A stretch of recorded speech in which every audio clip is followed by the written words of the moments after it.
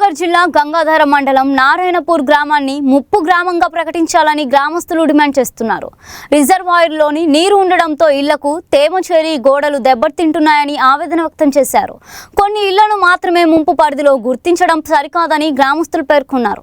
నారాయణపూర్ గ్రామం మొత్తాన్ని ముంపు ప్రాంతంగా ప్రకటించాలని కోరుతున్నారు. ఈ సమస్యపై గ్రామస్తులంతా కలిసికట్టుగా శాంతియుతంగా పోరాటం చేస్తున్నట్లు తెలిపారు. గ్రామ సభలో మాట్లాడిన అంశాన్ని వివాదంగా మార్చి 13 మంది కుటుంబ సభ్యులపై అట్రాసిటీ కేసు పెట్టారని ఆరోపించారు. తమపై నమోదైన కేసులను ఎత్తివేసి గ్రామ సభలో స్వేచ్ఛగా మాట్లాడే అవకాశం కల్పించాలని కోరారు. ప్రభుత్వం స్పందించి గ్రామాన్ని ముంపు గ్రామంగా ప్రకటించి బాధితులకు న్యాయం చేయాలని డిమాండ్ చేశారు.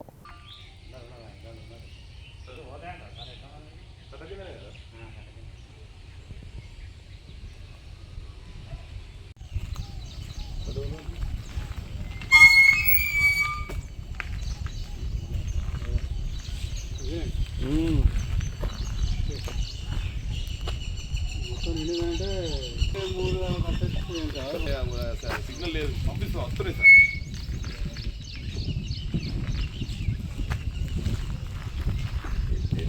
తీసుకున్నా సార్, అవి కూడా వస్తున్నాయి.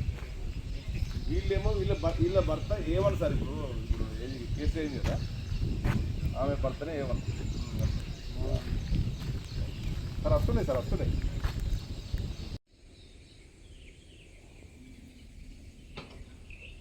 ఇది కూలిపోయింది. అది మొత్తం మొన్నటి వానలకి మొత్తం కూలింది. అది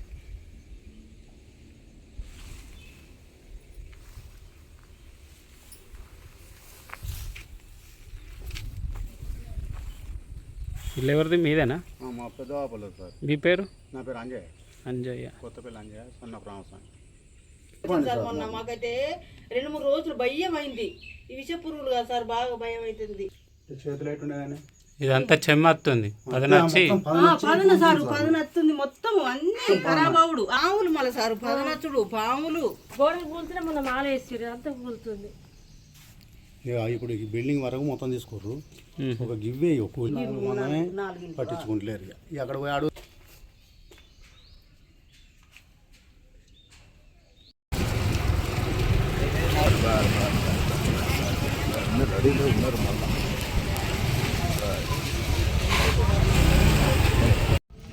మాది నారాయణపూర్ గ్రామం.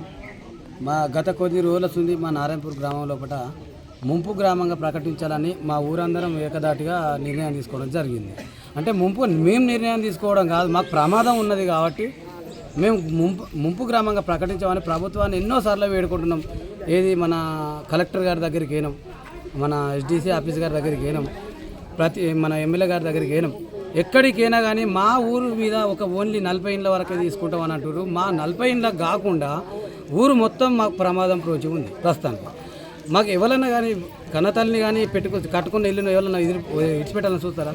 అయినా కానీ మేము ఊరిని వదులుకోవాలని చూస్తున్నాం. అంటే మాకు ఎంత ప్రమాదం ఉన్నదో మాకు తెలుసు. ఇప్పుడు రిజర్వాయర్గా ప్రకటిస్తామంటారు. ఇప్పుడు ఉన్న కట్ట నుండి 2.5 మీటర్స్ ఇంకా లేచిన తర్వాత మా ఇల్లు ఉంటాయా? ఇదివరకే మొత్తం జాలు పొలాలు లేదు. దీని మీద ఈ సమస్య మీద మేము ప్రతిదానికి ఊరందరం కలిసికట్టుగా కొట్లాడి మేము మొన్న శాంతియుతంగా ఏ పోరాటం చేసినా శాంతియుతంగా చేసినాం. ఇన్ని రోజులు ఉంది. ఇది వరకు కూడా ఎవరిని వ్యతిరేకించి మాట్లాడలేదు.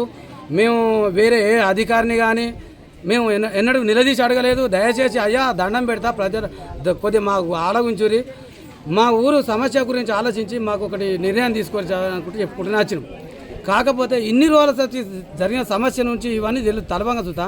మొన్న రీసెంట్గా ప్రజాభిప్రాయ సేకరణ 16 తారీఖు నాడు చిరుపేరు నెల ప్రజాభిప్రాయ సేకరణ గురించి వచ్చారు. ప్రజాభిప్రాయ సేకరణ లోపల మేము కూడా ఆర్డీఓ గారు వచ్చారు, ఎస్డిసి గారు వచ్చారు, ప్రతి ఒక్క మన ఎంఆర్ఓ గారు వచ్చారు, ఎస్ఐ గారు వచ్చారు, ఏసీపీ గారు వచ్చారు.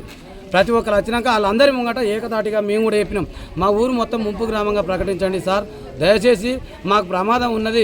తర్వాత మాకు ముంపు గ్రామంగా ప్రకటించిన తర్వాత మీరు ఏమైనా చేసుకోండి సార్, మాకు డబ్బులు కూడా ఇప్పుడు ఇచ్చడం అవసరం లేదు, మాకు ప్రకటన ఇవ్వండి ముంపు గ్రామంగా. ఫస్ట్ మాకు ముంపు గ్రామంగా ప్రకటన ఇచ్చిన తర్వాత మీరు తాత్పర్యంగా మాకు ఇచ్చిన తర్వాత పని చేసుకోండి.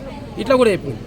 అయినా కానీ ఇవన్నీ జరగకుండా శాంతియుతంగా రాస్తారు ఒక చేసినాం. తర్వాత ర్యాలీ తీసినాం శాంతియుతంగా. సార్ మా ఊరు నారాయణపూర్ ముంపు గ్రామంగా ప్రకటించండి. అది ఇవన్నీ జరిగినాయి. మొన్న రీసెంట్లీగా మన గ్రామ పంచాయతీలో గ్రామ సభ జరిగింది. ఆ గ్రామ సభ లోపల గ్రామ సభ లోపల ఏం జరిగింది? గ్రామానికి సంబంధించిన విషయాలే అడుగుతాం. గ్రామ సభ లోపల గ్రామ పౌరునిగా గ్రామ సభ లోపల మాట్లాడే హక్కు లేదా? మాకు ఈ నారాయణపూర్ జనాలకు ఇంతమంది ఉన్నాం ఇక్కడ జనాలం, మా నారాయణపూర్ గ్రామ సభ లోపల మాట్లాడే మాకు హక్కు లేనప్పుడు మేము గ్రామం లోపల ఉండేందుకు మేము ఓట్లేదా? మా ఊరు సర్పంచ్ గారికి ఓటేసినాం, ఎమ్మెల్యే గారికి ఓటేసినాం, బాజాప్తుగా నారాయణపూర్ ముంపు గ్రామంగా ప్రకటిస్తానని చెప్పి మా ఎమ్మెల్యే గారు మాకు మాట ఇచ్చారు. ఇదివరకు కూడా అదే మాట ఇచ్చాలి. ఆయనకు మేము ఏకదాటిగా మా నారాయణపూర్ మొత్తం మేము ఓట్లేసి మన ఎమ్మెల్యే గారికి మేము సపోర్ట్ చేసినాం. నారాయణపూర్ మొత్తం 75% వచ్చింది ఓటింగ్ కూడా. దయచేసి ఇదివరకు కూడా మీరు ఒకటి ఇది గమనించండి. నారాయణపూర్ లోపల ఇప్పుడు మన గ్రామ పంచాయతీ లోపల సభ జరిగింది. గ్రామ సభ లోపల మేము మాట్లాడిన దానికి తెల్లారితేనే మన సర్పంచ్ గారి భర్త మధు గారు మన ఏవో గుర్తులేని మాత్రలు వేసుకున్నావు. దేనికి ఎందుకు వేసుకోవాల్సి వచ్చింది? నువ్వు వేసుకున్నావు అంటే మాకు బాధాకరమే. పలానా వ్యక్తికి ఇట్లా పలానూరు సర్పంచ్ భర్త వాళ్ళ భర్తకి ఇట్లా చేసినట్టే మన ఊరందరికీ బాధాకరమైన విషయం కదా.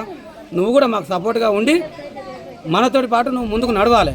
ఇప్పటికైనా దయచేసి లేని కేసులు, ఇప్పుడు ఎస్సీ ఎస్టీ కేసు, ఇవన్నీ మన గ్రామ ప్రజల మీద పెట్టి మమ్మల్ని భయభ్రాంతులకు గురి చేసుడు ఇది అన్యాయం అని చెప్పి మేము అందరం మాట్లాడుతున్నాం. ఇప్పుడు 13 మంది మీద కేసు వేసారు. 13 మంది మీద కేసు వేస్తే మాత్రం ఈ ఉద్యమం ఆగుతుందా? ఆగది. ఇప్పుడు ఈ ఉద్యమం ఇంకింత లేవనెత్తినట్టే. మీరు దయచేసి ఇది ఒక్కటి అర్థం చేసుకొని మా ఊరిని ముంపు గ్రామంగా ప్రకటించి ఈ 13 మంది ఎక్కడ వేయర్రు, వీళ్ళ జాడలేదు, వీళ్ళు ఆనడుతుంది ఎస్సీ ఎస్టీ తెల్లారితేనే గ్రామ సభ జరిగినాక తెల్లారితే ఇదివరకు దాకా మనుషులు మా ఊళ్ళో లేరు. అంటే అందులోకెళ్ళి ఒక 2 మనుషులు ఏమో కనబడుతున్నారు, మిగతా మనుషులు మనకు కనబడతలేరు.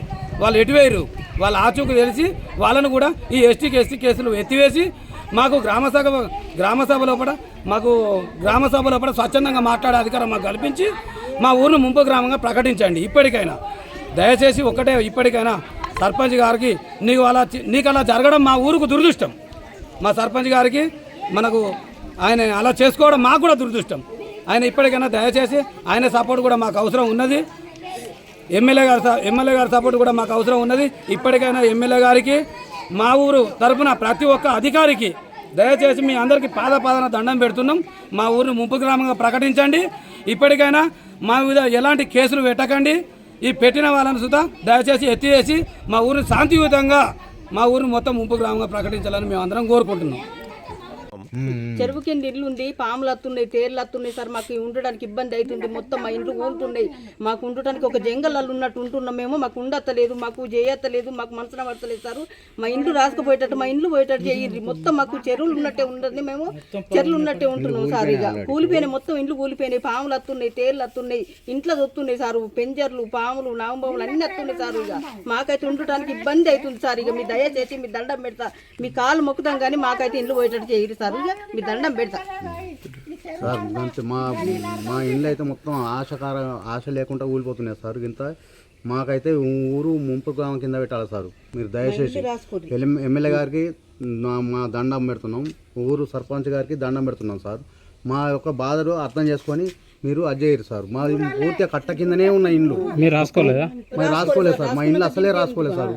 రాసుకోవడానికి పోతా ఉంటే ఇదే పోయిన వాళ్ళ మీద కేసులు పెట్టుడే. మేము అట్టి గరీబ్ వాళ్ళం, మేము భయపడి ఊకుంటున్నాం సార్. మా పరిస్థితికి ఇది.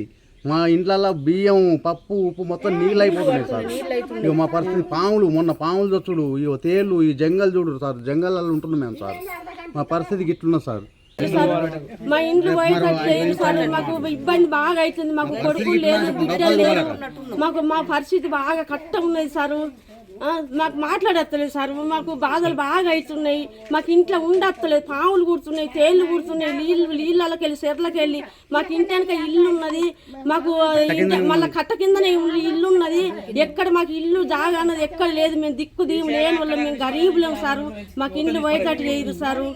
ఏం లేదు, మాకు ఆశ ఏం లేదు సార్. మా ఇండ్లు రాసుకోపోలేదు. మా 3-4 ఇండ్లే ఉన్నాయి. మా ఇండ్లు కట్టకుంటే ఉన్నాం, మేము కట్ట కిందనే ఉన్నాం సార్. మా ఇండ్లు రాసుకోపోండి సార్. మీ దయ దండం పెట్టి